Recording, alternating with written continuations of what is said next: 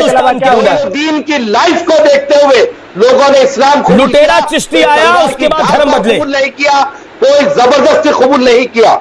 ये बात मैं कहता हूं कि जब से अमीश देवगन जैसे छिछोरे पत्रकार नेशनल मीडिया में आए हैं, तब से नेशनल मीडिया का स्तर दिन पर दिन गिरता जा रहा है। कोई भी नेशनल मीडिया पर जाकर किसी भी तरह की बदतमीजी कर सकता है। इनका डिबेट बदतमीजियों का अड्डा बन चुका है और यह इनके संघी और इस्लामी फोबिक सोच का नतीजा है। गोदी मीडिया के करीब करीब सारे पत्रकार इसी गंदी सोच के तहत सोच समझकर इस तरह के मुद्दों को उछालते हैं, इस तरह की गंदगी और बदतमीजियां करते हैं। जी हाँ, मैं हूं शब्बीर और आप देख रहे हैं सही तस्वीर।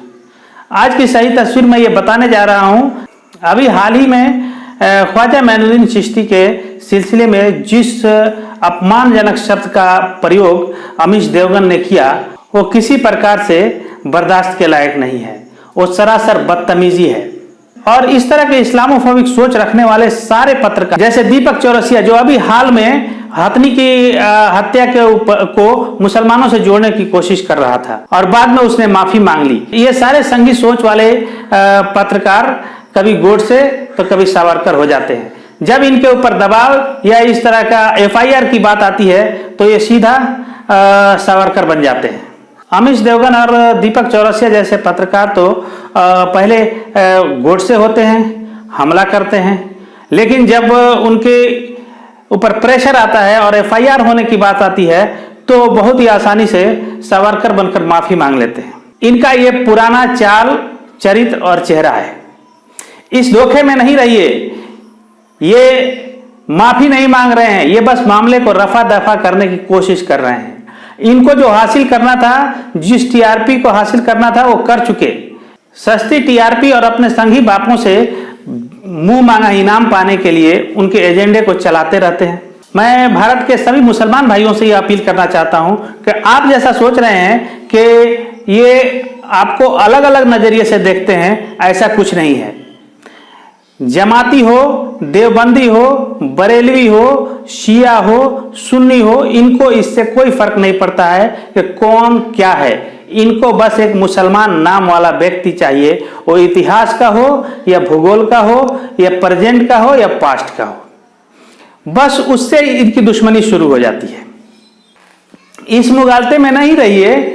जैसे जमात के ऊपर जब ये संघियों ने हमला किया था, कुछ बरेली मौलाना नेशनल टीवी में बैठकर बहुत खुश हो रहे थे, लेकिन एक बात जान लीजिए कि इन संघी सोच वाले, इन इस्लामोफोबिक सोच वाले पत्रकारों का कोई धर्म ईमान नहीं है। इनको अपनी TRP चमकाने के लिए कोई भी मुसलमान चलेगा, बस उसका चरित्र हनन करना है और उससे अपनी TRP और अपने संघी एजेंडे को चलाना है। इसलिए खबरदार हो जाइए, जो भी इस तरह की पत्रकारिता करता है और किसी भी तरह की बदतमीजी करता है, उसका पूरा विरोध कीजिए सोशल मीडिया के माध्यम से, और जैसे भी पॉसिबल हो वैसे उसका विरोध कीजिए।